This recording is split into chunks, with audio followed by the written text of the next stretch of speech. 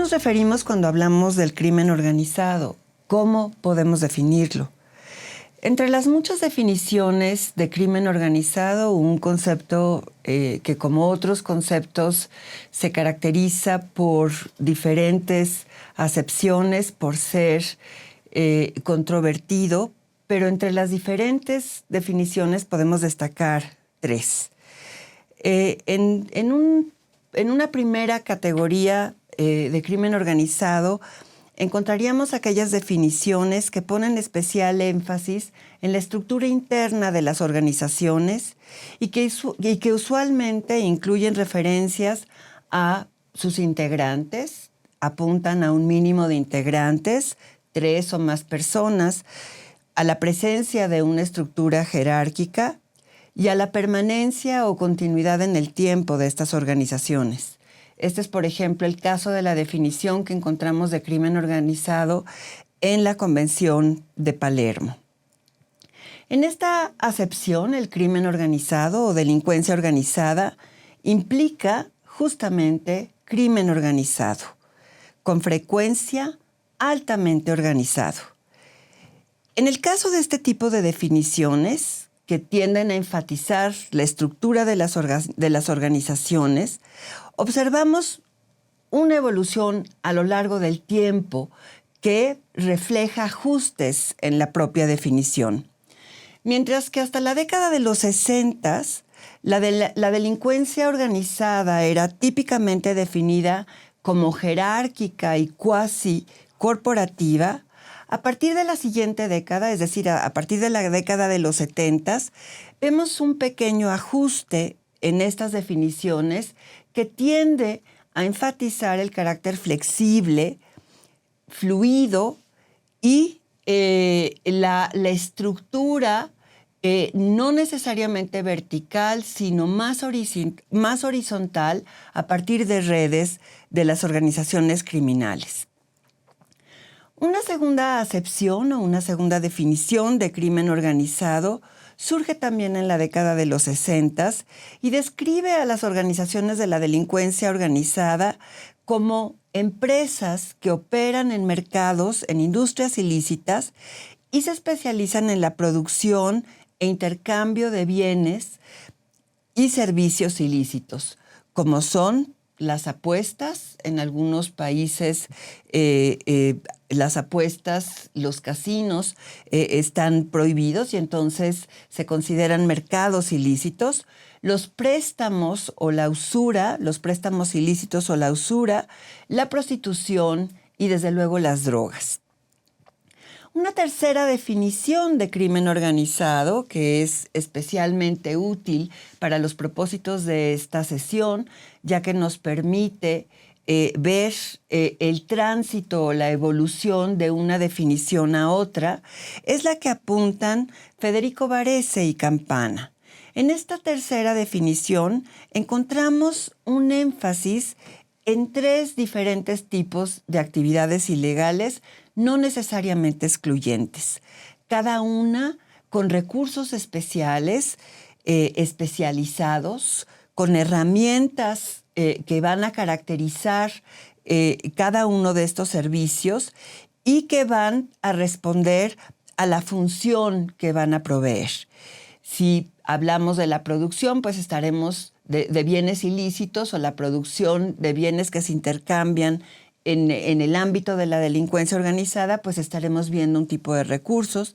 El otro segmento de actividad tiene que ver con el comercio, que se refiere al intercambio de estos bienes. Y finalmente, y especialmente importante, es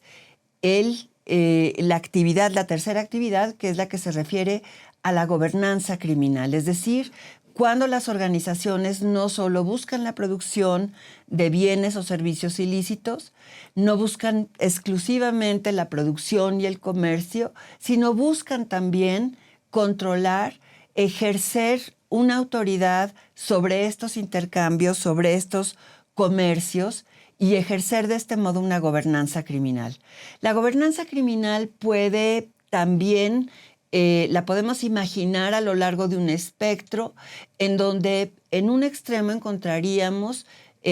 tipos de gobernanza criminal que podríamos definir de tipo mínimo, en donde lo que buscan es ejercer el control sobre ciertos segmentos de estos comercios, de esta producción, pero no necesariamente todos. En el medio de este espectro encontraríamos una gobernanza criminal mucho más ambiciosa, en donde lo que estaría en juego es el control, la búsqueda de un control casi monopólico sobre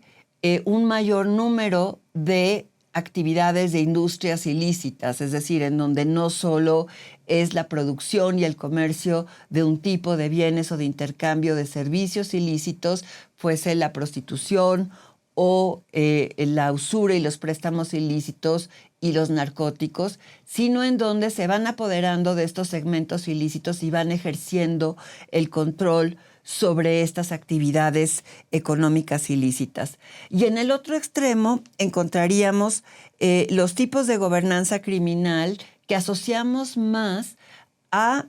actores paramilitares o actores e insurgentes, en donde no solo buscan el control de estas economías o de estos mercados ilícitos, sino también el control territorial. Entonces, tenemos estas tres definiciones. La primera de los 60s, que pone el énfasis en la estructura, que enfatiza una estructura vertical, jerárquica, el número de miembros, que deben ser 3 o más, la permanencia en el tiempo. En la segunda acepción encontramos,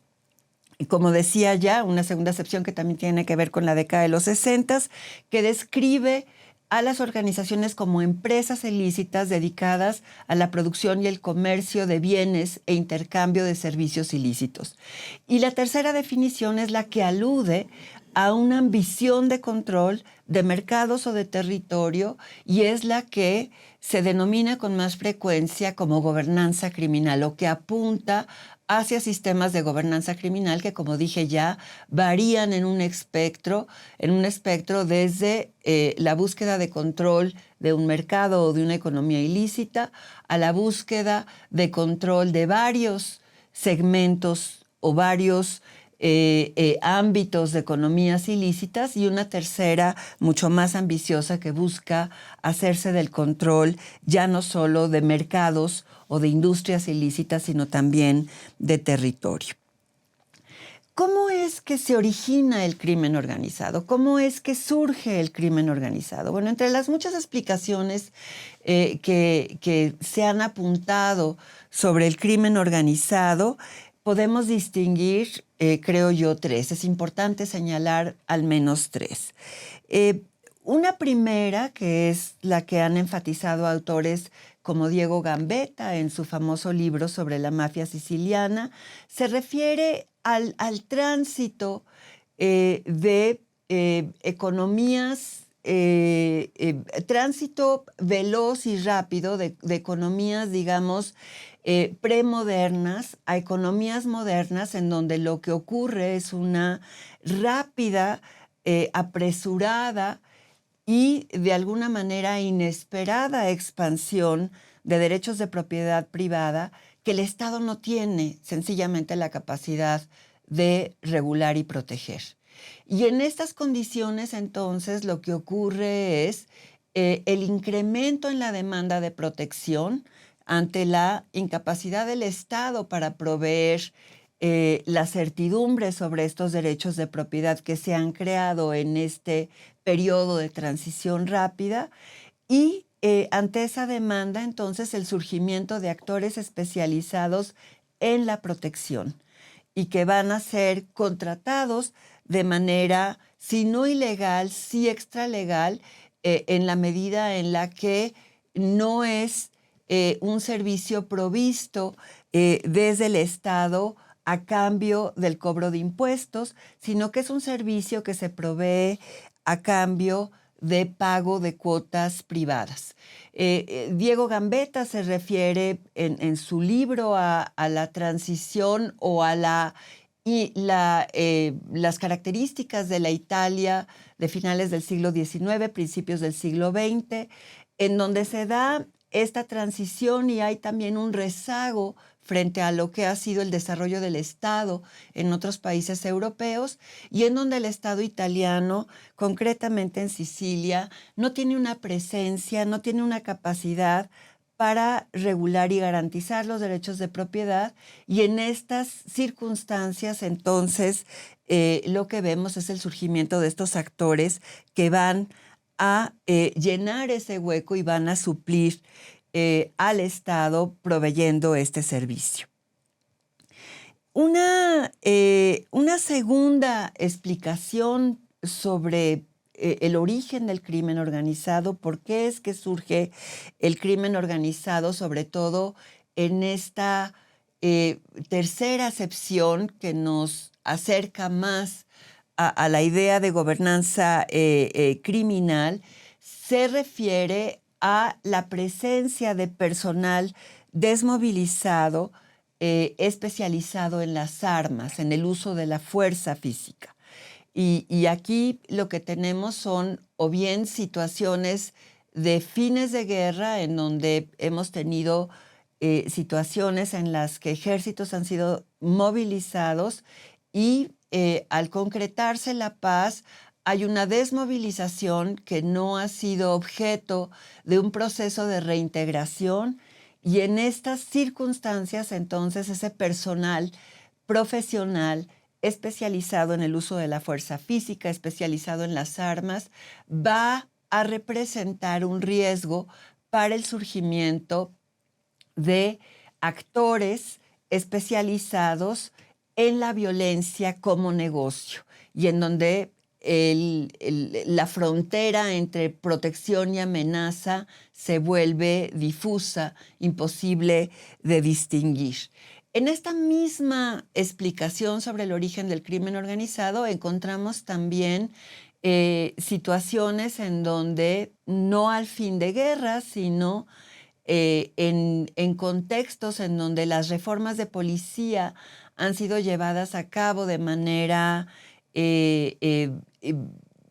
abrupta, intempestiva,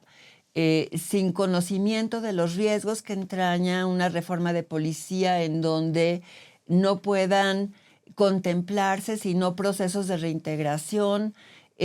cauces para la incorporación de policías despedidos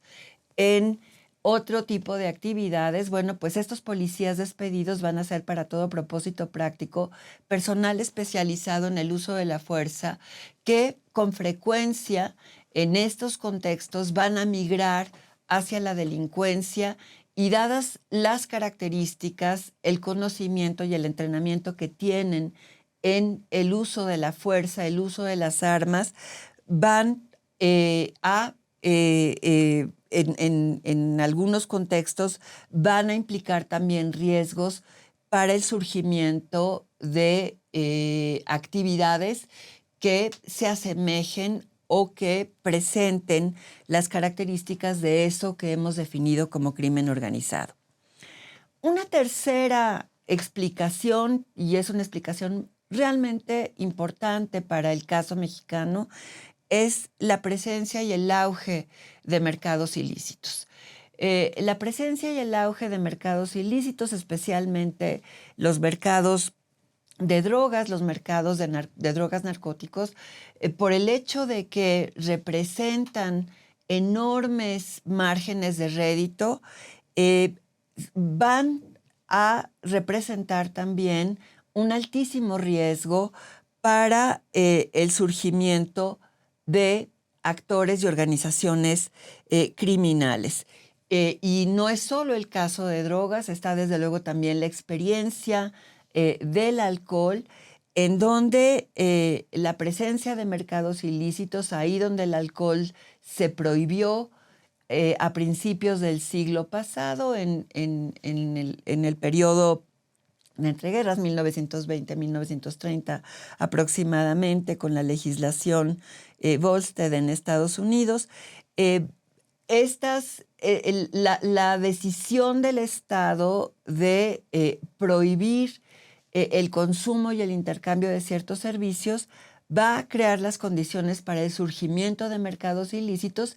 y creados estos mercados ilícitos, bueno, pues van a generar enormes incentivos para el surgimiento de empresarios criminales que van a buscar aprovechar las oportunidades criminales que van a representar enormes márgenes de rédito. Voy a regresar a este punto al hablar de la experiencia de la prohibición del alcohol, porque ahí hubo lecciones y advertencias muy importantes que fueron ignoradas por aquellos que decidieron proceder a prohibir las drogas, las drogas narcóticos,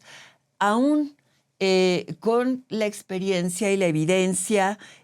clarísima de la prohibición del alcohol en Estados Unidos. Y para ello puedo mencionar el libro de Lisa McGeer, publicado hace apenas unos años, sobre la prohibición del alcohol y el impacto que tuvo la prohibición del alcohol en el surgimiento y la consolidación del Estado penal en Estados Unidos. En el caso mexicano, sería imposible realmente hablar de crimen organizado sin referirnos al mercado ilícito de drogas. Y por ello, buena parte de mi presentación tendrá que referirse a lo que ha sido la evolución de mercados ilícitos de drogas, en donde lo que hemos visto es un tránsito en términos de sustancias y de economías ilegales de drogas, del opio a la marihuana, de la marihuana a la cocaína, y de la cocaína hoy a las drogas sintéticas, metanfetaminas y fentanilo, y de los mercados ilícitos de drogas a formas de gobernanza criminal, en donde lo que vemos es, en ese espectro al que yo hacía referencia, bueno, creo yo, estamos ya en México en la mitad de la mitad del espectro al extremo derecho de este espectro, en donde encontraríamos en algunas partes del país el ánimo por controlar o la ambición por controlar mercados ilícitos, pero también mercados lícitos. Hay varios ejemplos a los cuales podremos referirnos más adelante: el caso de las pollerías en Guerrero, el caso de la minería ilegal en Michoacán, en donde estamos hablando de actividades en principio económicas, en principio absolutamente legales, y en el otro extremo, el afán por controlar territorio y ya no solo mercados ilícitos o mercados ilícitos y mercados lícitos, sino también territorio. En el caso del mercado ilícito de drogas en México, lo que tenemos ya en experiencia con base en estudios de diversos especialistas es la historia de un mercado de ya más de un siglo, cuya trayectoria y evolución ha ido cambiando a lo largo del tiempo hasta su vertiente actual, en la que confluyen, como decía ya, el mercado de cocaína y el mercado de drogas sintéticas, específicamente las metanfetaminas y el fentanilo. Pero, como mencionaba también ya, en el caso de México, hemos atestiguado en tiempos más recientes la evolución del mercado ilícito de drogas y de las organizaciones dedicadas al cultivo y al trasiego de drogas hacia otro tipo de organizaciones criminales que no solo buscan dominar estos mercados, sino también otros mercados y, como decía ya, territorios. Y estaríamos entonces hablando de una transición hacia la producción de gobernanza criminal, es decir, de delincuencia organizada de tipo gobernanza o de sistemas de gobernanza criminal, o, como diría Varese, simple y llanamente de mafias. Y es ahí en donde, cuando la participación en mercados ilegales transita y evoluciona hacia formas de gobernanza criminal, pues estaríamos acercándonos más al tipo de fenómeno de crimen organizado que encontramos en Italia y que asociamos con justamente la idea de mafias. A continuación me referiré al punto de quiebre que a mi modo, en la presentación va a estar dividida en 3 partes. Iniciaré con un breve recuento sobre el surgimiento y la evolución de este mercado ilícito de drogas en México. En una segunda parte o a continuación me referiré a un punto de quiebre que a mi modo de ver supuso la apertura de la economía de trasiego de cocaína en México, para pasar después a hablar y analizar la transición justamente del mercado ilícito de drogas o del narcotráfico al crimen organizado, a formas o sistemas de gobernanza criminal en México. Como trataré de explicar, en esta transición es posible identificar al menos 2 factores que nos remiten de nuevo a las explicaciones sobre el origen del crimen organizado. Un primer factor realmente importante tiene que ver con el surgimiento de un nuevo tipo de organización criminal que asociamos sobre todo con la presencia de los Zetas, que va a ser un grupo armado que va a asociarse con el Cartel del Golfo en primera instancia y que va a ser resultado de la deserción de un grupo de soldados de un cuerpo de élite del ejército, de las Fuerzas Armadas, de los GAFES, y que va, habiendo desertado de las Fuerzas Armadas, de las Fuerzas de Seguridad del Estado mexicano, habiendo desertado, va a sumarse a una organización criminal en un primer momento y va después a buscar su propia autonomía y a erigirse como una organización criminal de manera autónoma e independiente, y que va a, dadas sus características que tienen que ver con justo la presencia de personal especializado en el uso de la fuerza y en las armas, va a dar lugar a un tipo de actividad de delincuencia organizada que va a ser completamente diferente a lo que habíamos visto en México hasta ese momento, y que habían sido organizaciones criminales básicamente dedicadas a la producción, la exportación y con la apertura de la economía de la cocaína, que es el segundo factor, crecientemente también al trasiego de drogas hacia Estados Unidos. Los cambios en el mercado de drogas, en su magnitud y en su organización o en su desorganización y evolución hacia formas de gobernanza criminal, como es el caso en México hoy, difícilmente podrían entenderse sin considerar el impacto de la política de la prohibición. Y este es el segundo factor que va a ser fundamentalmente importante para explicar la evolución o el tránsito en el caso mexicano del narcotráfico a formas de gobernanza criminal o crimen organizado, o al surgimiento de mafias en México. En el caso de los Zetas, según algunas fuentes, estaríamos viendo, y aquí hay una advertencia importante en términos de la desmovilización de la Policía Federal sobre los riesgos que entrañan estas reformas para el surgimiento de organizaciones criminales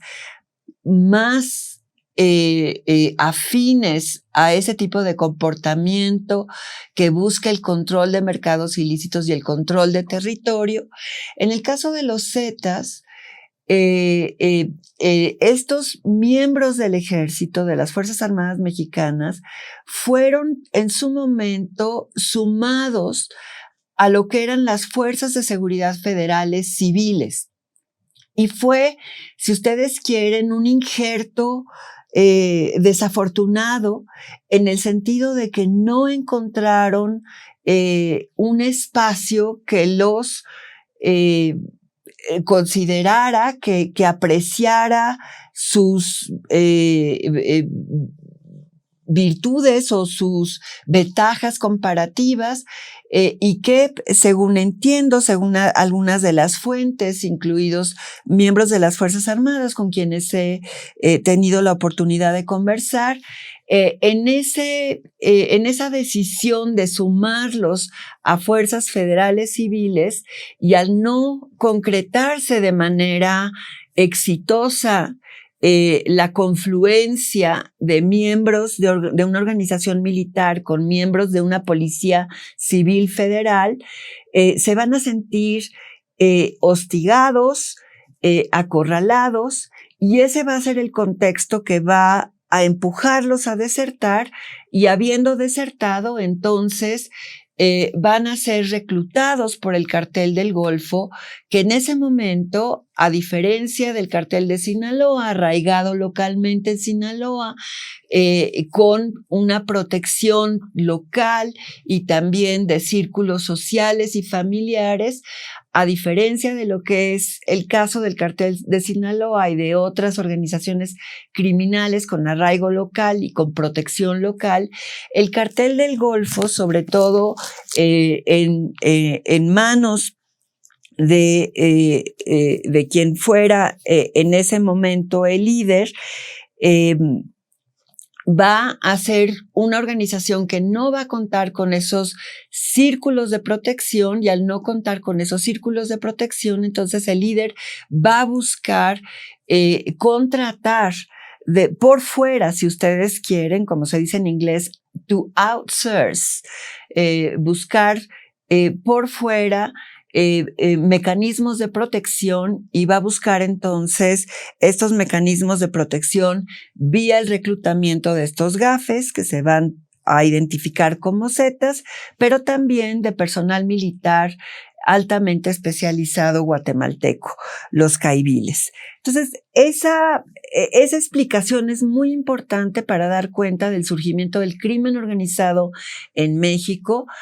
a la luz de decisiones de reforma de cuerpos de seguridad del Estado que no prosperan, que no logran su cometido y que sobre todo no contemplan los riesgos que entraña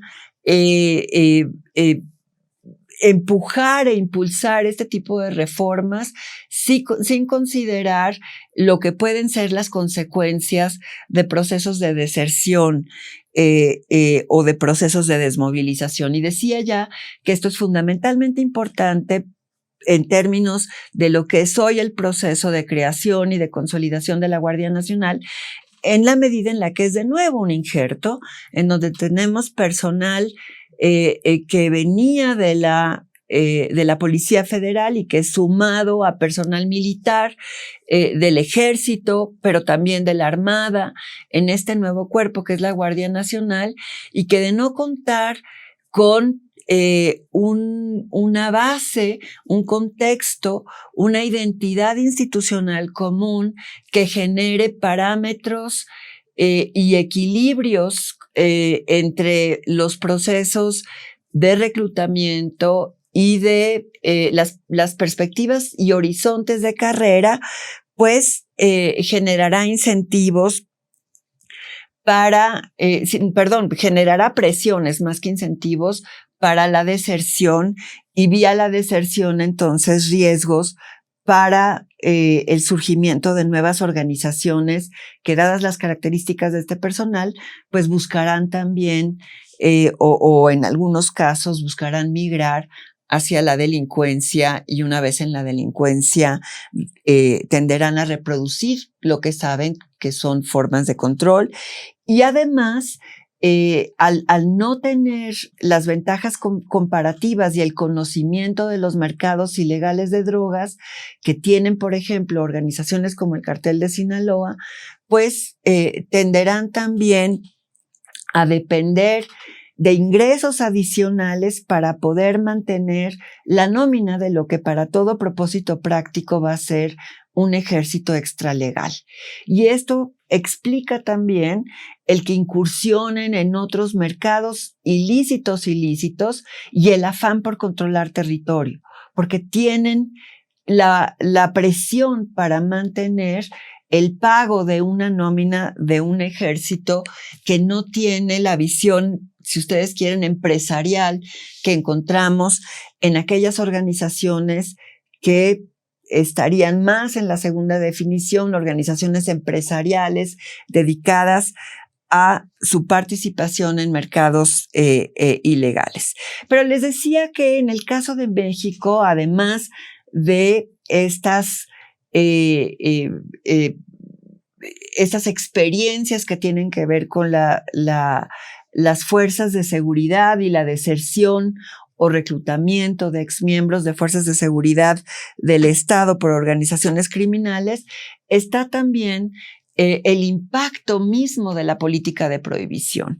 Y es aquí que es muy importante retomar algunas de las lecciones y de las advertencias que estaban ya ahí clarísimas desde la experiencia de la prohibición del alcohol en Estados Unidos. En efecto, desde su surgimiento, el mercado ilícito de drogas se va a configurar a partir de la manera en la que la prohibición define los ámbitos de lo que es legal y de lo que es ilegal, pero sobre todo a partir de la forma en la que el Estado despliega su fuerza para hacer cumplir su prohibición. Entonces, en el caso de México, cuando nosotros hacemos el análisis de lo que ha sido la evolución del narcotráfico y su eventual mutación a formas de crimen organizado, tan importante como estas referencias a lo que para todo propósito práctico son decisiones que conciernen a la creación y reforma de cuerpos de seguridad, tan importante como esto son las decisiones que tienen que ver con la prohibición y el despliegue de la fuerza del Estado para hacer cumplir la prohibición. No podríamos explicar la evolución del mercado ilícito de drogas y su eventual mutación hacia formas de gobernanza criminal sin tomar en consideración la evolución de la prohibición y de su ejecución a lo largo de ya casi un siglo. Les decía que está el libro de Lisa McGeer sobre la prohibición del alcohol en Estados Unidos. Como Lisa McGeer explica con todo detalle en esta investigación, bueno, pues con la prohibición del alcohol, lo que ocurrió fue la creación de enormes oportunidades criminales para que empresarios ilegales se hicieran del control de lo que era una industria que seguía teniendo demanda en Estados Unidos y que la prohibición no pudo eliminar, no pudo erradicar. Entonces, no solo surgen actores, empresarios criminales que van a buscar hacerse del control de estos mercados, sino que va a haber también cambios en los tipos de alcohol que se van a consumir en función de los riesgos que entraña la prohibición del alcohol. Y algo similar encontramos en el caso de las drogas. Mientras en el caso del alcohol, lo que vemos, lo que Lisa McGeer explica fue en algunos estados de la Unión Americana un cambio en las preferencias o en el consumo de licores de alto grado o de alta concentración de alcohol, un cambio del consumo de cervezas de menor concentración de alcohol al consumo de sustancias de licores con mayor concentración de alcohol por una simple y sencilla razón. El consumo de cervezas representaba un mucho mayor volumen y el riesgo de mover grandes cantidades de cerveza con menos concentración de alcohol, pues no representaba los mismos márgenes de rédito que podía representar la venta de licores con mayor concentración de alcohol, que al tener mayor concentración de alcohol suponía entonces menor volumen. Y por consiguiente también menores riesgos a la exposición de las fuerzas de seguridad que estaban buscando y que estaban intentando poner en práctica la prohibición del alcohol. Lo mismo ocurre en el caso de las drogas y ante el efecto de la prohibición y los esfuerzos de Estados Unidos y de México para hacer cumplir la prohibición, lo que vemos es un cambio en esto que denominamos las preferencias, que no necesariamente son preferencias, sino que son ajustes del consumidor a los efectos de la prohibición y de la presión para hacer cumplir la prohibición. Y estos ajustes son justamente lo que van a dar lugar a los cambios en el mercado ilícito de drogas de México a lo largo del tiempo, desde principios del siglo XX, cuando surgen las primeras medidas que buscan restringir el acceso a las drogas ilícitas y más concretamente hacia el periodo de entreguerras, hacia los 30s. 1925 es cuando entra en vigor la primera convención. ¿Qué podemos decir entonces del narcotráfico en México? Si resulta difícil explicar el surgimiento de formas de gobernanza criminal en México sin tomar en cuenta la evolución del mercado ilícito de drogas, resulta también muy complicado explicar el narcotráfico en nuestro país sin considerar el impacto de la prohibición y de su consolidación en lo que es hoy, para todo propósito práctico, un régimen internacional de control de drogas. Y este proceso es un proceso que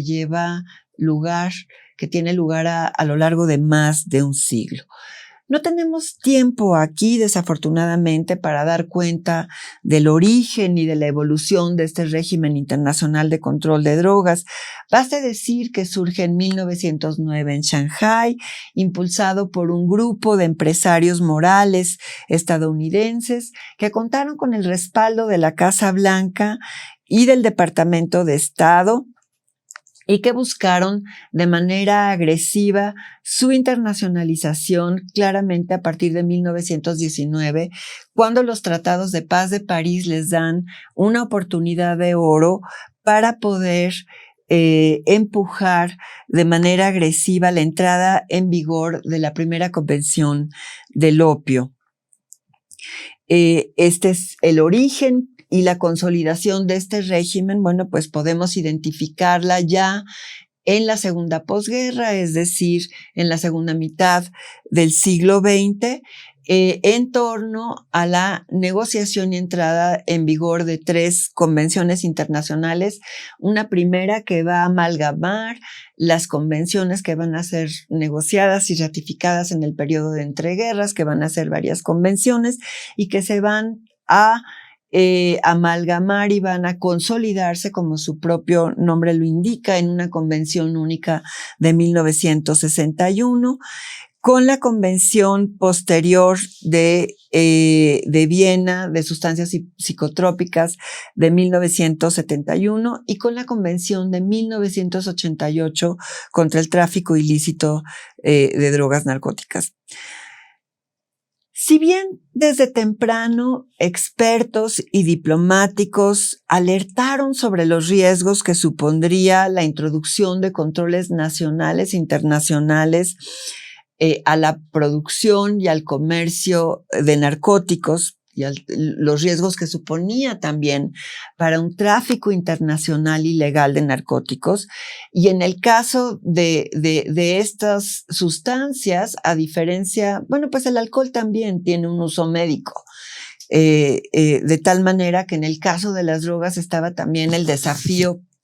de cómo conciliar lo que era la necesidad de un uso legal de estas drogas, claramente de la heroína, pero también en su momento de la cocaína había grandes expectativas sobre sus posibilidades en términos de uso médico que van a irse descartando con la experiencia, no así en el caso de la heroína. Entonces,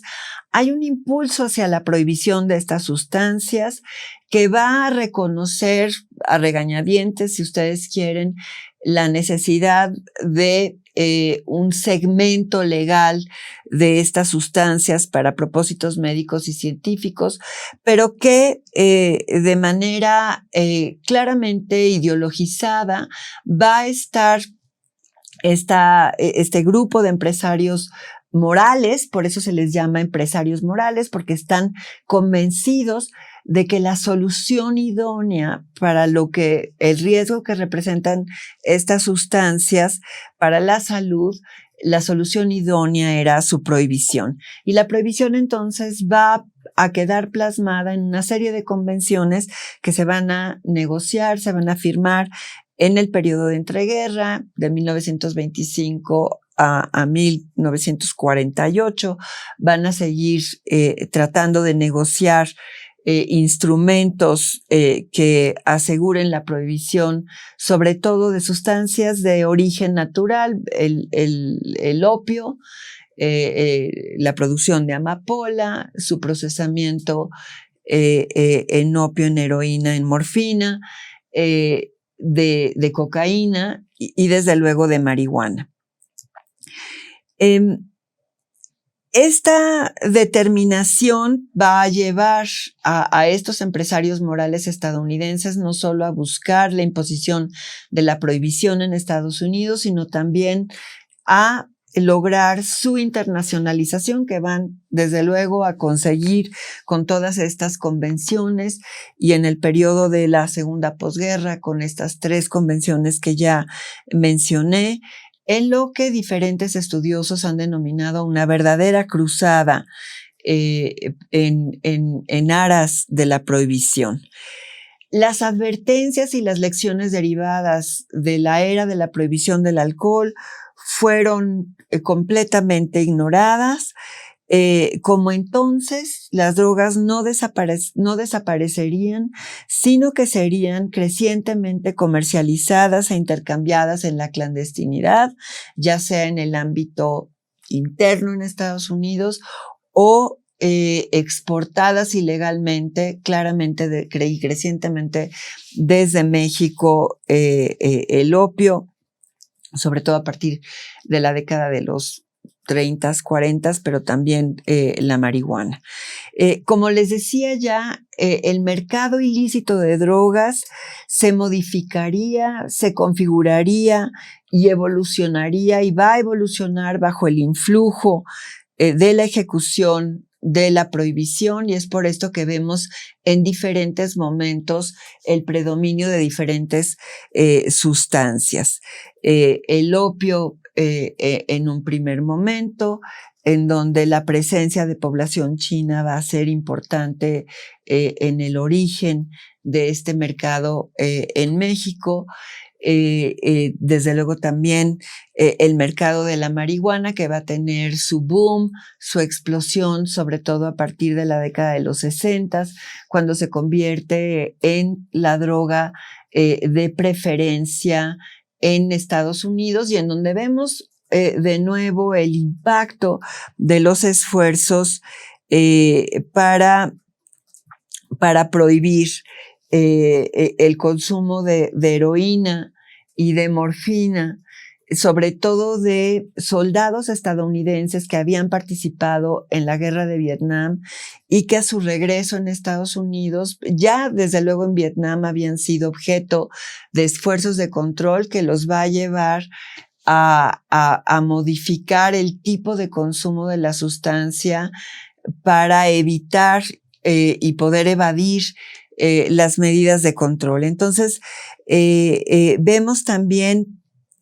cómo los esfuerzos por controlar estos mercados ilícitos no logran su desaparición, sino que solo consiguen el ajuste en lo que llamamos, creo que mal llamamos preferencias, porque no son preferencias, sino que son ajustes en los tipos de consumo que de alguna manera reflejan el impacto de los esfuerzos por cumplir la prohibición y desde luego también el desplazamiento de los mercados ilícitos, esto que llamamos el efecto balón, ahí donde tratamos de controlar, de suprimir, de erradicar, pues lo único que va a ocurrir es que si tenemos suerte y logramos controlar y disminuir la producción, el comercio de estas sustancias en un lugar, lo único que vamos a lograr es su desplazamiento a otras zonas, en el caso de México, o incluso a nivel internacional en el caso de países. Y el efecto balón para el caso mexicano ha sido claramente establecido en función del impacto de la prohibición, por ejemplo, entre México y Turquía, dos países entre los cuales hay un océano de por medio. Y ante el impacto de la prohibición y el esfuerzo del gobierno de Turquía para disminuir su producción ilegal de opio y para cerrar lo que en ese momento era lo que se denominaba la conexión francesa, que era una ruta de heroína hacia Estados Unidos vía Córcega y vía el Mediterráneo, pasando por Cuba. Bueno, pues el cierre de esa ruta lo que hace es que no elimina a los adictos en Estados Unidos, simple y sencillamente los lleva entonces a volcarse a otras fuentes de abastecimiento que van a encontrar oportunidades criminales en México, y es ese el contexto que permite explicar el incremento importante de nuevo en la producción de opio y de heroína en México a principios de los 70s. En el caso de la marihuana, bueno, pues les decía ya, estos soldados que regresan a Estados Unidos son ya víctimas de la adicción, que tiene que ver también con las condiciones que van a encontrar en Vietnam, una guerra en un territorio inhóspito, desconocido, junglas tropicales completamente diferentes a lo que es el contexto o el ambiente físico en Estados Unidos, pero también una población de soldados mucho más joven que lo que había sido el caso de los soldados que habían viajado a Europa para sumarse al esfuerzo de la Segunda Guerra Mundial. Y al regreso a Estados Unidos, estos soldados mucho más jóvenes, ya adictos tanto a la marihuana como a la heroína, habían recurrido al consumo de estas sustancias para poder justamente sobrellevar las presiones de lo que significaba el esfuerzo de la guerra en Vietnam, en donde no solo las condiciones físicas eran realmente un desafío, sino que además estaba todas las preguntas en torno a los propósitos últimos de una guerra que a los ojos de muchos no parecía tener sentido. Es entonces así como podemos explicar el origen y la evolución del mercado ilícito de drogas en México, que surge en buena medida a la sombra de la prohibición impulsada por Estados Unidos, pero también hay que decirlo, y como Isaac Campos lo ha demostrado ampliamente, por voces e intereses prohibicionistas en México. Voces e intereses prohibicionistas que permanecen hasta la fecha. Es, por ejemplo, revelador que en el caso de la actual administración no haya habido un mayor compromiso para moverse hacia un cambio, una reforma en política de drogas, hacia la legalización de la marihuana y entonces por lo menos quitarles esa tajada del mercado ilícito a las organizaciones criminales, como lo hizo Uruguay y como lo ha hecho también ya Canadá y como lo ha hecho Estados Unidos. 35 estados han legalizado ya para propósitos lúdicos o médicos la marihuana en Estados Unidos. Pero repito, no es solo por presiones de Estados Unidos, hay actores y ha habido actores importantes en México que han dejado ver una convicción ideológica, una ignorancia también muy clara con respecto a los costos y beneficios de la prohibición, y es por esto que el libro de Isaac Campos, Homegrown, Marijuana and the Origins of Mexico's War on Drugs, publicado en 2012, es muy importante porque nos recuerda y nos obliga a reconocer que no han sido solo las presiones de Estados Unidos, sino también la miopía de actores y autoridades políticas mexicanas en México las que han mantenido el compromiso con una prohibición altísimamente onerosa e inviable y generadora de formas de gobernanza criminal. Como les decía, ya en el periodo de entreguerras, en los 30, en la década de los 30, los 40, vemos los primeros indicios de producción para exportación. Y aunque estos indicios van a dar lugar a los primeros roces diplomáticos y a las primeras presiones de Estados Unidos, lo cierto es que el mercado ilícito de drogas en México permanece para todo propósito práctico limitado y controlado. Y esto se debe en buena medida a que el mercado ilícito de drogas en México va a permanecer hasta finales de los 70s,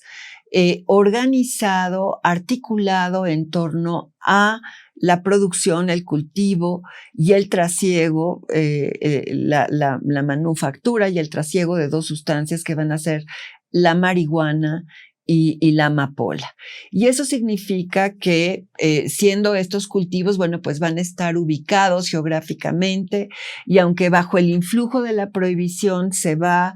a propiciar su dispersión a lo largo y a lo ancho del territorio nacional, lo cierto es que en principio son actividades o son mercados ilegales de drogas que van a ser más susceptibles del control de las autoridades. Entonces, lo que vamos a ver es que va a haber de nuevo, aquí podemos hablar de diferentes etapas en términos de la capacidad del Estado mexicano para controlar estos mercados ilícitos, y estas etapas van a su vez a ir reflejando los cambios en la evolución del mercado ilícito de drogas y la cada vez más clara incapacidad del Estado mexicano para poder mantener a raya a los actores criminales, controlar y atajar la producción ilegal de drogas, que va a buscar siempre abastecer al mercado de consumidores masivo, inmenso, cada vez más grande en Estados Unidos. Vamos a ver en una primera etapa una producción local, un control local, sobre todo a manos de autoridades locales, autoridades estatales. En una segunda etapa, el tránsito a un control que va a depender cada vez más de autoridades federales, la Policía Judicial Federal, la Dirección Federal de Seguridad posteriormente, y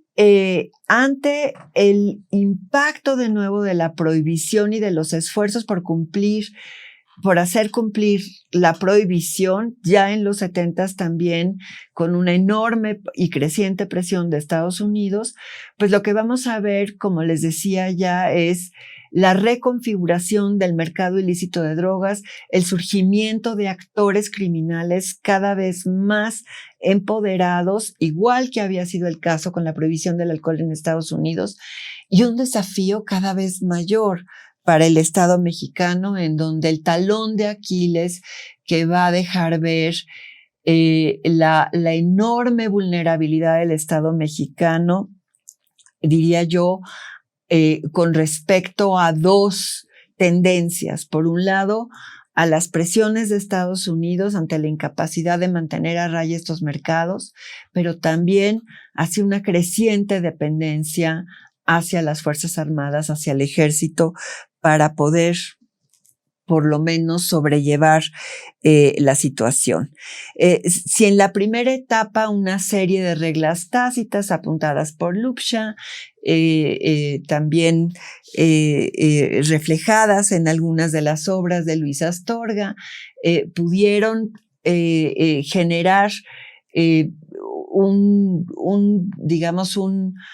un sistema de regulación que permitió al Estado mexicano mantener la autoridad y mantener la supremacía sobre los actores criminales, en donde básicamente las reglas de oro de este sistema regulatorio era que el grueso de las drogas cultivadas, producidas, sería exportado a Estados Unidos, que la violencia sería mantenida en los círculos más estrechos de las organizaciones criminales, que no se propiciaría la apertura de mercados de consumo en México y que no buscarían tampoco estos actores criminales su participación en el ámbito político. Esto va a ser el caso hasta desde el inicio, digamos, desde el origen de los mercados ilícitos de drogas hasta, yo diría, la apertura del mercado de cocaína. Y la apertura del mercado de cocaína, como dije al inicio, va a ser un punto de quiebre, pero es un punto de quiebre que no podríamos explicar sin tomar en cuenta que esta apertura es consecuencia de la prohibición y de su ejecución. El consumo de cocaína en Estados Unidos ya había despegado. El grueso del abastecimiento de cocaína a Estados Unidos venía por el Caribe desde los Andes, en un inicio de Bolivia, de Perú, posteriormente de Colombia, y este flujo de cocaína que pasaba por el Caribe entraba vía la Florida, Estados Unidos. Hacia finales de los 70, principios de los 80, Estados Unidos, ante la creciente violencia que se está dando claramente en Florida, busca cerrar la entrada de la cocaína por la Florida, y eso va a tener como consecuencia que esa ruta va a desviarse y se va a generar una verdadera avalancha de cocaína sobre el territorio mexicano, y esto va a cambiar de tajo la lógica del mercado ilícito de drogas. Entonces, sí, en los 50 el narcotráfico se había mantenido como un problema menor, en donde no podríamos definirlo como un factor que realmente amenazara la seguridad nacional o que se convirtiera en una fuente o factor de conflicto internacional que diera lugar a tensiones diplomáticas de mayor calibre con Estados Unidos. El consumo no era un problema mayor todavía ni en Estados Unidos ni en México, pero es a partir de los 60 que vemos el primer cambio, como decía ya, con el incremento en el consumo en Estados Unidos, sobre todo de marihuana, de heroína y también ya de sustancias sintéticas. En los 70, como les decía, empieza la primera ola de presión de Estados Unidos, y es bajo el influjo de esta presión, pero también ante los indicios de un cambio en el mercado de drogas ilícitas en México y del empoderamiento de los actores criminales, que vemos la reacción del Estado mexicano y la decisión de actuar de manera asertiva, de manera determinante. Las motivaciones internas eran básicamente acabar con la siembra de cultivos ilícitos que se había extendido ya sobre una parte importante del territorio nacional, pero sobre todo en la zona que identificamos como el Triángulo Dorado, que es donde confluyen las fronteras de Durango, Chihuahua y Sinaloa. En donde desde los 70s había también indicios de que estas organizaciones criminales habían asentado ya una autoridad y empezaban a configurarse como autoridad. Pero desde luego las presiones externas van a ser muy importantes y estas presiones externas van a reflejar también el impacto del mercado ilícito de drogas en el Estado mexicano. Y el impacto, como les decía ya, va a verse con mayor apremio en lo que se refiere a las fuerzas de seguridad del Estado. La corrupción en las policías en México va a dejar verse en 1973 la detención de uno de los altos mandos de la Policía Judicial Federal en San Antonio, Texas, con un cargamento de heroína. Va a dejar ver la penetración en las fuerzas de seguridad del Estado. Algo que hay que subrayar, había sido también subrayado en la época de la prohibición del alcohol y que va a ser quizá uno de los argumentos más poderosos que va a quedar asentado en el reporte de una comisión que el presidente Hoover va a nombrar para analizar la situación de la Procuración de Justicia en Estados Unidos y del impacto de la prohibición, y que va a subrayar cómo la presencia de estos mercados ilícitos va a generar altísimos riesgos para la penetración y corrupción de el sistema de justicia, de las fuerzas de seguridad, de las policías, y va en aquellos casos en donde las policías no se corrompan, bueno, pues va a afectar profundamente su moral al ver que la sociedad sigue demandando estos servicios, sigue demandando estos productos. Hay entonces una respuesta del Estado mexicano impulsada tanto por motivaciones internas, pero también muy claramente por presiones externas.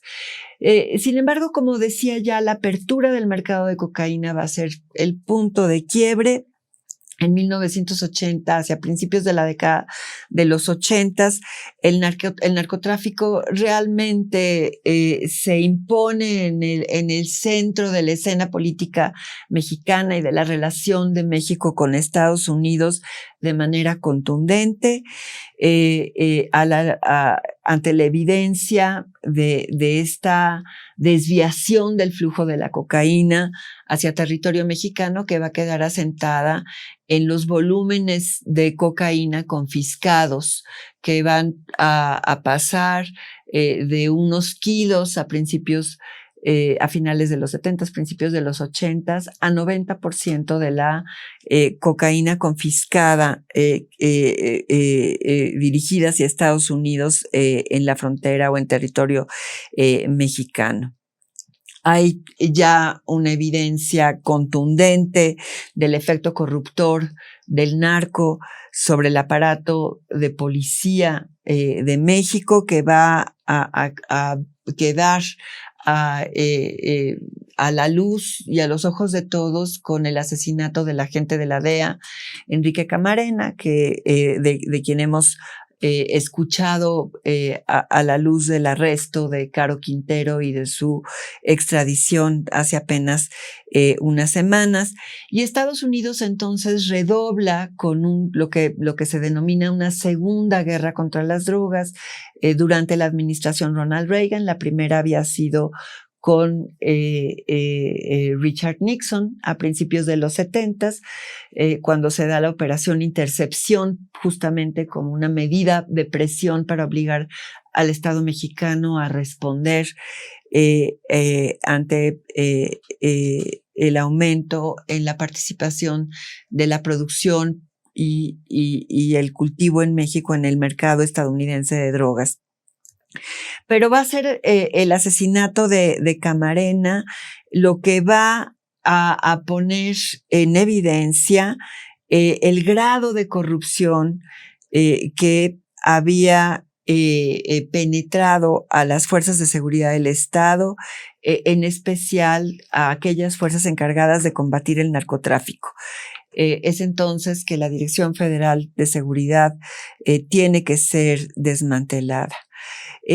Camarena evidencia también el cambio en la postura de Estados Unidos, no solo en la Casa Blanca, sino en el Congreso también, con la imposición del mecanismo de certificación para certificar a los estados productores o de tránsito de drogas que están cooperando y que están haciendo lo suficiente para que las drogas no lleguen a territorio estadounidense. Y hay entonces un proceso de evaluación y de certificación anual que se va a convertir en una verdadera angustia año con año para las autoridades mexicanas y para las autoridades colombianas. También Colombia va a ser en un momento, en 1996, 1997, desertificado porque Estados Unidos considera que aunque México merece ser desertificado, por razones de seguridad no podían desestabilizar al régimen procediendo con la desertificación.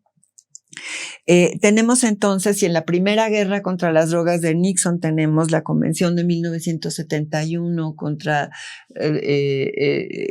drogas sintéticas, y tenemos también la revisión y el apuntalamiento con un protocolo de la Convención Única de 1961. Con la Segunda Guerra contra las Drogas del presidente Reagan tenemos la Convención de 1988 contra el tráfico ilícito y acompañada de esta medida o de esta internacionalización de las políticas prohibicionistas de Estados Unidos, tenemos también un aumento sin precedentes de la campaña del presupuesto de la campaña antinarcóticos del gobierno de Estados Unidos. Y es en este momento, también a partir de este momento, que Estados Unidos empieza a asumir buena parte de motu propio y por cuenta propia, buena parte de las tareas de persecución, y es a partir de este momento que vemos también el auge y el surgimiento de esta legislación que sigue vigente hasta la fecha, pese a quienes alegan que estamos ya más allá de la guerra contra las drogas, que es la legislación denominada de Kingpin, por la cual una serie de criminales, en este caso que son identificados como líderes de organizaciones dedicadas al trasiego de drogas, de organizaciones criminales, van a ser incluidos en la lista de la DEA y del Departamento del Tesoro, y una vez incluidos en esa lista van a ser considerados como blancos para su captura y su arresto. Entonces tenemos cambios normativos, cambios legislativos y cambios operativos en la política contra las drogas de Estados Unidos, y un cambio también semántico muy importante que va a poner el énfasis en la dimensión transnacional del mercado ilícito de drogas, sin tomar en consideración que esta dimensión transnacional es consecuencia en última instancia de la prohibición. Entonces, sin reconocer que la prohibición es lo que genera, vía el desplazamiento, la dimensión transnacional del fenómeno, Estados Unidos decide señalar la dimensión transnacional para justificar las presiones que obligan a países como México y Colombia a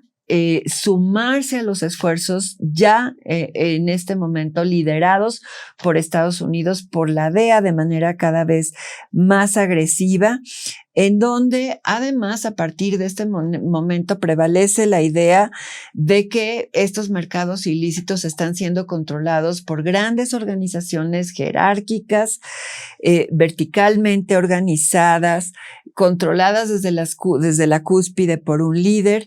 y con la lista y la identificación de los grandes capos, entonces las campañas para el arresto, la captura o el asesinato de estos capos. Estas ideas normativas, semánticas, legislativas, operativas, van a exportarse, van a buscar internacionalizarse y van a ser adoptadas tanto en Colombia como en México. México se va a lanzar entonces en una política cada vez más agresiva, sin contar con los instrumentos, con las herramientas que pudieran paliar los riesgos que suponía moverse en esa dirección. No contábamos en ese momento con prisiones de alta seguridad, no contábamos con legislación que, como en Estados Unidos, permite reducir algunos riesgos, como son los recursos como legislación de protección de testigos. Paso ahora brevemente a explicar el tránsito del narcotráfico a crimen organizado. Ya hice referencia a políticas y decisiones que tienen que ver con reformas y con iniciativas para la vigilancia, el esfuerzo de policías para imponer la prohibición y ejecutar la prohibición. Lo que vemos es para los 90s la consolidación de los grandes carteles, en parte bajo el influjo de este cambio hacia políticas cada vez más agresivas que asociamos crecientemente con la idea de una guerra contra las drogas. Y la consolidación de los grandes carteles en México, el del Golfo, el de Tijuana, el de Juárez, pues va a ser en parte consecuencia del desmantelamiento de los carteles de Cali y Medellín en Colombia. Estamos ya hablando de la administración de Salinas. Para ese momento, el narcotráfico, como consecuencia del proceso de certificación, como consecuencia de las políticas cada vez más agresivas, de la Segunda Guerra contra las Drogas, del gobierno de Reagan y de su sucesor, pues va a hacer del narcotráfico el factor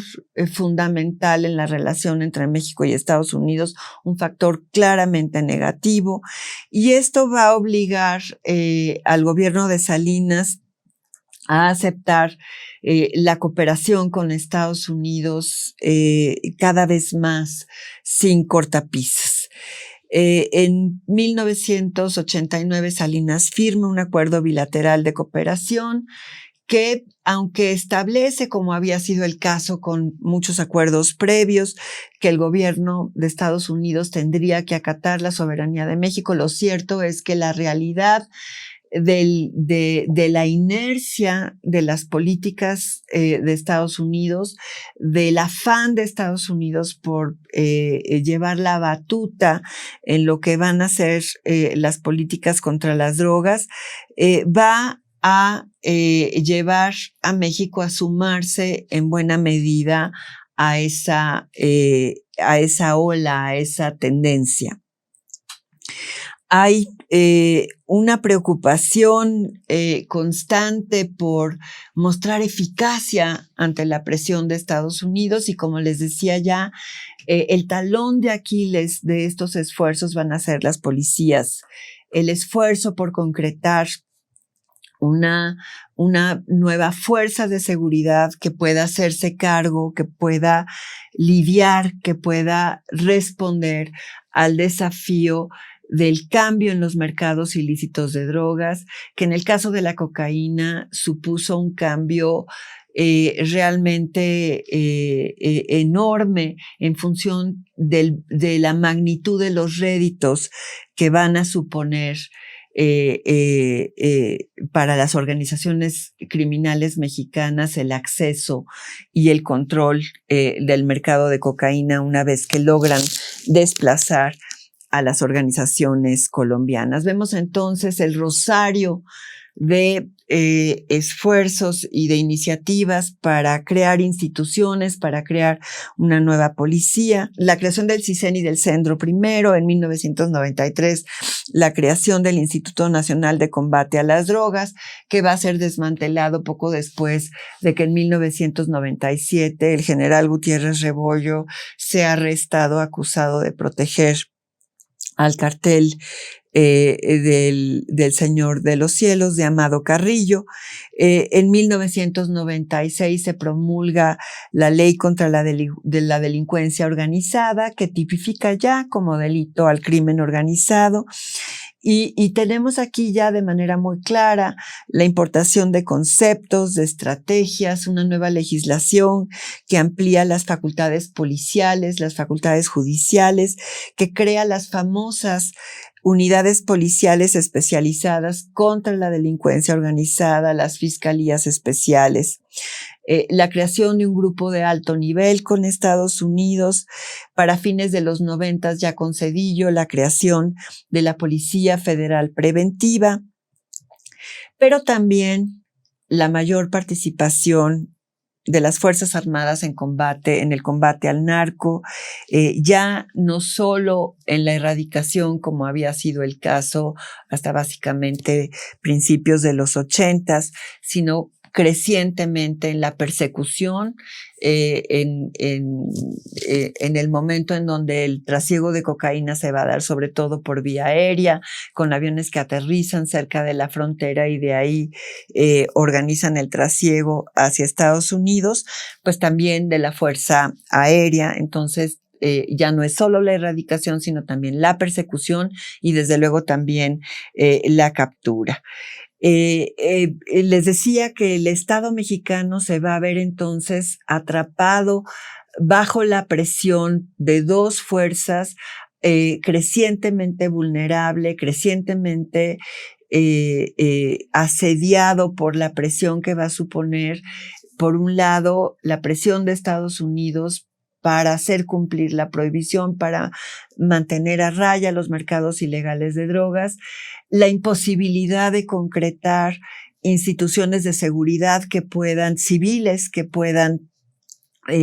mantener a raya a estos actores y a estos mercados, y en consecuencia la creciente dependencia con respecto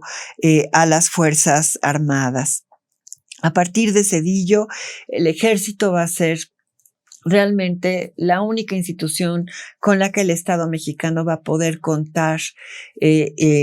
a la hora de la hora, en el momento de las emergencias, y una y otra vez se va a echar mano del ejército, ya sea para responder a situaciones críticas, para armar y tratar de configurar estos esfuerzos institucionales de creación de una nueva policía encargada de perseguir al narcotráfico. Entonces tenemos la aportación de personal militar para estos esfuerzos institucionales, claramente en el caso de Zedillo, en el caso de Calderón, en el caso de Peña Nieto, en donde un buen número de elementos del ejército entran a formar parte de las filas policiales, pero vemos también en paralelo con todo esto un aumento en los niveles de violencia, la primera alerta roja en la frontera, la guerra desatada en Nuevo Laredo, poco después en Ciudad Juárez, en un texto que, si tienen interés, puedo compartir, que intitulo Mexico, a Humanitarian Crisis in the Making. Hago el recuento de lo que llamo las guerras de la frontera que anteceden a la guerra de Calderón contra las drogas, y en donde lo que vemos es la confrontación entre estos grandes carteles, Tijuana, Sinaloa, Golfo, entre los líderes de estos carteles, porque la apertura del mercado de cocaína, siendo un mercado básicamente de trasiego, supuso ya la necesidad de controlar rutas, de controlar puntos de acceso, de controlar zonas estratégicas para el aterrizaje de aviones, para el ingreso de cocaína vía los mares. Y esto va a generar no solo incentivos para que las organizaciones criminales ejerzan y se hagan del control ya de espacios físicos, sino de manera creciente también ante el impacto de la presión antinarcóticos de fuerzas y de ejércitos privados. Entonces ya no solo van a ser los Zetas, sino van a ser brazos armados de las organizaciones criminales que van a entrar en creciente tensión y conflicto, y en donde la posibilidad de generar un orden mínimamente estable en el mercado ilegal de drogas se va a volver una imposibilidad práctica. Y el resultado de todo esto va a ser un aumento en los niveles de violencia de los cuales no hemos podido salir. Zedillo se va a embarcar en una nueva estrategia con Estados Unidos que va a llamar cooperación o institucionalización de la cooperación, foros bilaterales de alto nivel a mediados de los 90, un grupo plenario para la aplicación de la ley. En 1996, un grupo de contacto de alto nivel. Estos esfuerzos para tratar de establecer un piso común en la relación con Estados Unidos en materia de drogas, bueno, pues los vamos a ver con Zedillo, los vamos a ver con Fox en menor medida, porque es el momento en donde el terrorismo eclipsa durante un tiempo el tema de las drogas, pero a la vez, al cerrar la frontera, va a complicar el escenario mexicano y la confrontación y la competencia criminal en México. Pero estos esfuerzos por establecer este piso o esta base común, la idea de la responsabilidad común, llamar a Estados Unidos a aceptar que no solo México tiene una responsabilidad, sino que estamos orgánicamente unidos en esta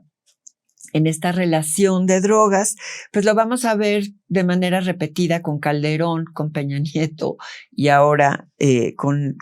López Obrador en el llamado Acuerdo Bicentenario. Lo que vamos a ver también de manera muy interesante es que va a haber llamados a una reforma a la política de drogas. Con Zedillo, una vez que termina su administración, Ernesto Zedillo se va a sumar de manera muy, muy importante y decidida a la Comisión Global de Drogas y va a sumarse a las voces a favor de una reforma en las políticas de drogas. Con Fox vemos un intento fallido para descriminalizar la marihuana, manda una iniciativa al Congreso que es retirada bajo presión de Estados Unidos. Con Calderón vamos a ver el llamado a una sesión especial en la Asamblea General de Naciones Unidas para discutir la política de drogas, en donde conjuntamente con Colombia y Guatemala, Calderón va a hacer un llamado a reformar también las políticas de drogas. El llamado a la reforma a las políticas de drogas es resultado también de de una realidad en donde México va en esta vecindad con el mayor consumidor de drogas, con el mercado más valioso de drogas, que en 2016, sin tomar en cuenta aún el segmento del mercado que representa hoy el fentanilo, en donde 1 kilo de fentanilo se estima puede comercializarse hasta en $2 millones en Estados Unidos, sin tomar en cuenta ese segmento del mercado altísimamente redituable. La Rand Corporation en 2016 estimaba que el valor del mercado de drogas en Estados Unidos, es decir, lo que los estadounidenses gastan al consumir drogas, en $150,000 millones, en donde en 2016 estimaban que $43,000 millones era dedicado a la compra de heroína, $25,000 millones a la compra de cocaína, $27,000 millones de anfetaminas y $52,000 millones a marihuana. Entonces, con un mercado al otro lado de la frontera, con un valor de $150,000 millones, sin considerar el segmento del fentanilo, bueno, pues las oportunidades criminales son infinitas. El mercado de drogas y la producción y el trasiego ilegal de drogas en México no va a desaparecer mientras las drogas sigan siendo definidas como un producto ilícito a partir de la prohibición. Paradójicamente, la administración López Obrador ha puesto el énfasis en el tema de las armas, un tema que va a ser también muy importante desde Zedillo, que va a estar en la mira de las autoridades mexicanas. Zedillo va a ser el primero en poner sobre la mesa en la relación con Estados Unidos el tema de las armas, y va a ser quien va a lograr el acuerdo para que Estados Unidos por lo menos colabore con la certificación de las armas, con marcar las armas de manera que puedan estas rastrearse. En el caso de la administración López Obrador, vemos que el esfuerzo se ha puesto en el tema de las armas, no así aparentemente en el tema de la reforma de la política de drogas. Afortunadamente empieza a perfilarse un cambio en la administración Biden hacia el reconocimiento de la necesidad de un cambio en la política de drogas ante la realidad de una crisis de opiáceos de magnitudes verdaderamente mayúsculas. Las tendencias hacia la legalización de la marihuana en Estados Unidos, tendencias que han sido básicamente locales, bottom-up, en diferentes estados, que llevan a que 35 estados hoy en Estados Unidos hayan decidido que la marihuana puede ser consumida de manera legal para fines médicos, la mayoría de estos estados, menos estados para fines lúdicos, pero son ya 35 estados. Y en Oregon, no solo la marihuana, todas las drogas, la posesión de todas las drogas, incluidas las más peligrosas, se considera ya legal. Entonces, no solo las tendencias hacia la legalización de las drogas, sino también el interés que el presidente Biden ha expresado a favor de la reducción del daño, que es un concepto en sí mismo, a favor de políticas de salud pública para el tema de drogas, representan un paso importante que apunta hacia un cambio, como decía ya, en la política de drogas en Estados Unidos. Sin embargo, creo que las perspectivas de cambio son realmente limitadas, no podemos ser muy optimistas. El cambio sigue siendo demasiado lento para lo que México requiere. En Estados Unidos tenemos 100,000 vidas perdidas en sobredosis, sobre todo por fentanilo. En el caso de México tenemos la realidad de las vidas perdidas ante la violencia política criminal, en donde el mercado ilegal de drogas, como decía al inicio, presenta ya los visos de gobernanza criminal. En la relación entre México y Estados Unidos más reciente, lo que vemos es la combinación de lo que puede ser un tránsito hacia iniciativas importantes de reducción del daño que pueden disminuir la presión sobre México, pero vemos asimismo clarísimamente una presión de Estados Unidos, pese a lo que las autoridades mexicanas y el canciller Ebrard dice y repite ad nauseam. Pese a lo que dicen, la realidad es que las presiones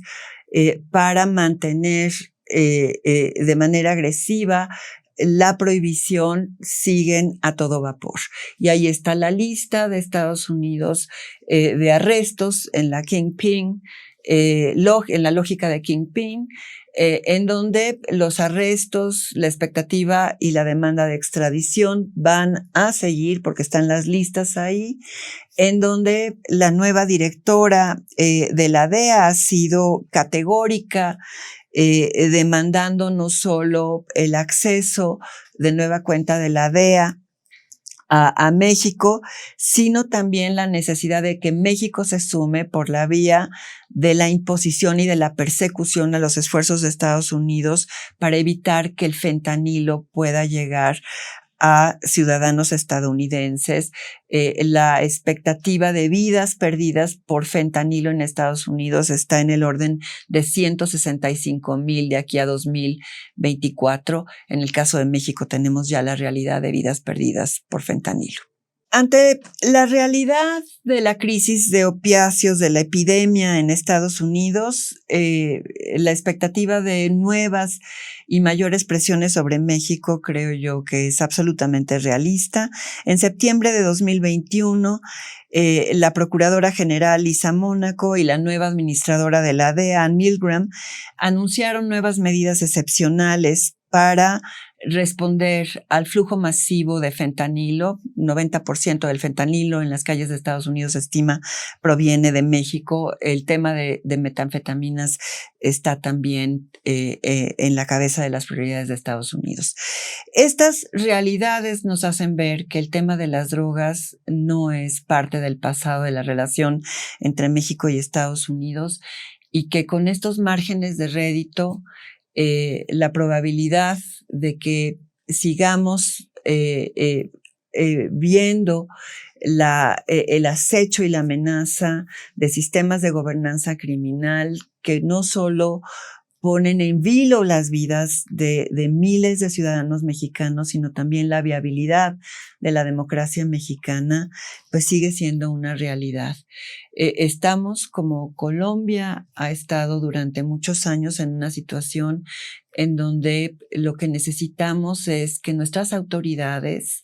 que las fuerzas políticas entiendan que esta es una realidad que sobrepasa a una administración. Es una realidad que nos concierne a todos como ciudadanos, en donde tenemos que encontrar un punto de comunicación, de diálogo con Estados Unidos para establecer sobre bases realistas, humanas, la estrategia que mejor pueda atajar y contener estos riesgos y amenazas y pueda mantener a flote la viabilidad de nuestra democracia y la viabilidad de una vida con calidad para los ciudadanos mexicanos. Muchísimas gracias.